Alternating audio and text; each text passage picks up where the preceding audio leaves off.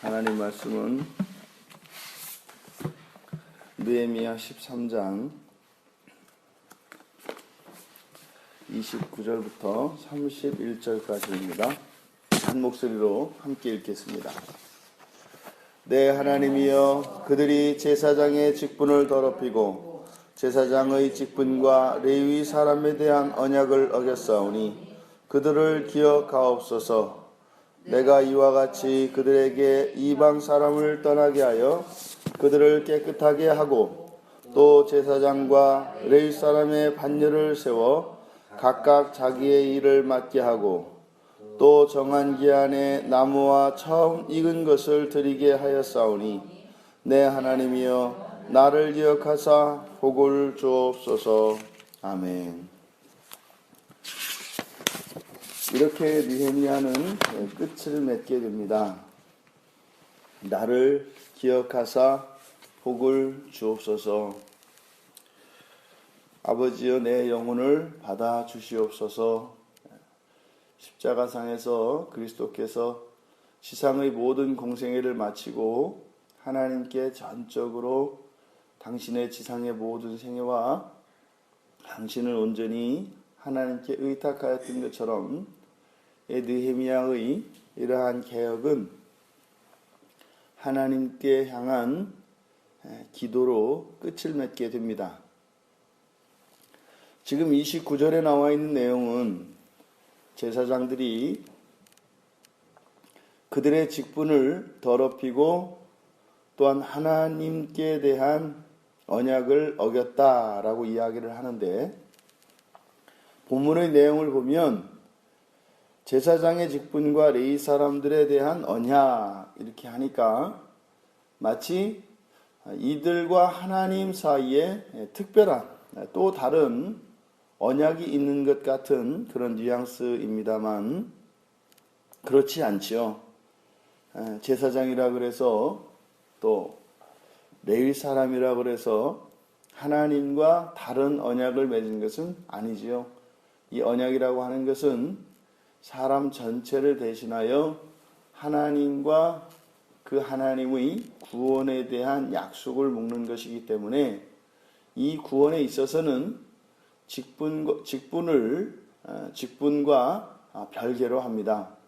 그러니까 이들이 제사장들이고 성전을 섬기는 레위 사람들임에도 불구하고 가장 기본적으로 이들의 삶의 중심이 되어야 했던 이 언약 밖에 살았던 이들의 생활상을 고발하고 있는 것입니다. 여기서 그들을 기억하옵소서, 인간 제사장과 인간 레위 사람들의 한계입니다. 성전을 수종들고 하나님의 율법을 수종들며 하나님과 사람 사이를 연결짓는 이 제사장들의 한계를 이야기합니다. 지금 느헤미야는 하나님께 마치 그들을 고발하는 것과 같이 그들을 기억하옵소서라고 이야기하였지만 정작 이 말씀은 우리들에게도 또한 그 의미를 가르쳐 줍니다. 그들을 기억하옵소서. 뒤에 에스더가 나오긴 합니다만 이 포로기 때에 이러한 개혁의 몸부림, 이스라엘과 예루살렘의 회복에 대한 이런 모든 노력이 결국은 다 수포로 돌아갑니다. 구약의 결론은 그것이죠. 하나님은 선하시고 자비하시다. 그래서 하나님은 그의 백성들을 흩으시나 모으시고 때리시나 싸매시고 치료하시는 하나님이시다. 그러나 사람은 너무나 악하여 하나님 품 안에 머무르지 않고 하나님의 법 안에 머무를 수 없고 하나님을 떠나 하나님의 율법을 떠나 자행자제하며 살아갈 수밖에 없는 존재들이다. 그래서 하나님의 그 무한한 사랑조차도 언약의 백성인 이스라엘을 구원할 수 없는 것처럼 그렇게 이스라엘의 이야기는 끝이 납니다. 근데 그것으로 하나님의 구원이 좌절되거나 그 하나님의 계획이 수포로 돌아간 것이 아니라 도도하게 흘러왔던 그 구약의 역사 속에 약속이 있었습니다. 하나님이 이 세상에 메시아를 보내어 그를 통해 사람의 모든 죄를 대신하고 사람의 죄를 대속하여 하나님과 화목하게 할 것이며 하나님의 구원을 한치의 오차도 없이 반드시 성취시키시겠다고 하는 하나님의 약속만 남았습니다. 이스라엘은 사라지고 그 약속만 남게 됩니다. 결국 그 약속은 예수 그리스도를 통하여 성취되어지고 구약에서도 이루지 못하였던 그 하나님의 구원의 계획이 우리 주 예수 그리스도를 통하여 성취되어질 뿐만 아니라 장차 재림하셔서 이 모든 것을 완성시키시는 것입니다. 느헤미야가 이 제사장과 레위 사람들에 대한 고발을 하고 나서 내가 이와 같이 그들에게서 이방 사람을 떠나게 하여 그들을 깨끗하게 하고 또 제사장과 레위 사람의 반열을 세워 각각 자기 일을 맡게 하고 저 정한 기한에 나무와 처음 익은 것을 드리게 하였습니다. 지금 이 느헤미야의 끝이 제사장과 레위 사람들의 정결과 회복으로 끝을 냅니다.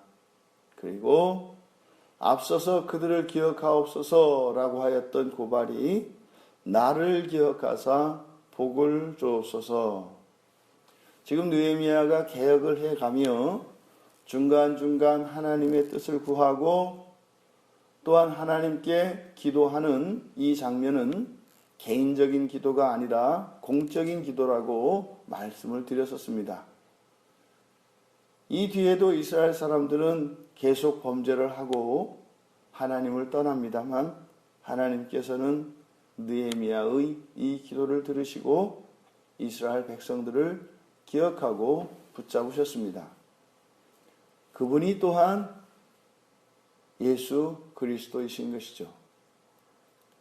우리가 기억해야 할 것입니다. 이 구약의 모든 역사를 압축시키면 그것이 우리들 한 개인의 인생이 됩니다. 구약 속에 있었던 그 모든 사건들은 우리 개인의 인생사 안에 이런저런 모양으로 다 나타납니다.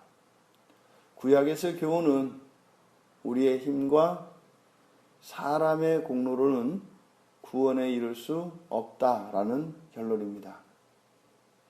우리가 의지해야 할 것은 하나님의 은혜와 자비입니다. 그 하나님의 은혜와 자비만이 우리의 모든 죄의 문제를 해결하고 우리가 하나님 앞에 나아가는 이 구원의 은혜를 누릴 수 있다는 것입니다.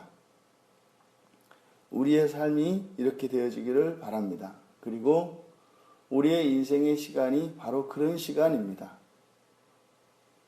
우리가 완성되어져 가고 더 훌륭한 어떤 사람이 되는 것이라기보다는 우리 안에서 하나님께서 이미 먼저 우리 죄를 대신하여 십자가에서 용서하여 주셨는데 그러함에도 불구하고 여전히 죄의 성품을 가지고 살아가던 우리가 우리 안에 있는 죄의 성품들을 하나하나 자발적으로 무장해제하고 스스로 거룩을 향하여 나아가는 것이 우리들의 인생입니다. 늘 우리는 우리들 자신에게 질문해야 할 것입니다. 하나님께서 기억하시는 나, 과거의 나, 현재의 나, 그리고 미래의 나.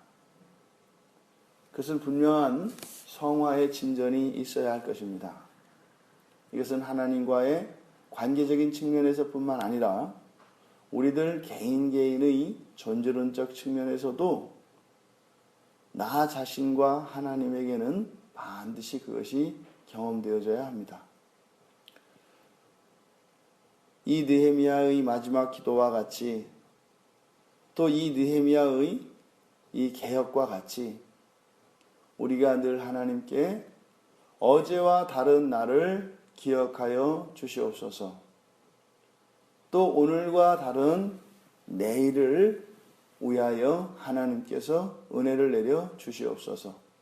이렇게 기도하시며 주님 만나는 그 날까지 이 성화의 삶을 살아가며 분투하시되 나의 힘과 공로로는 될 수 없는 철저한 한계를 인정하고 모든 것을 우리를 구원하신 예수 그리스도께 의탁하고 그분 한 분만을 바라보며 그분의 도움을 구하며 그렇게 살아가시는 우리 모두가 되기를 주님의 이름으로 축원드립니다. 살아계신 하나님, 구약의 역사를 돌아볼 때마다 저희들이 저희들 자신에 대하여 좌절하고 절망할 수밖에 없습니다.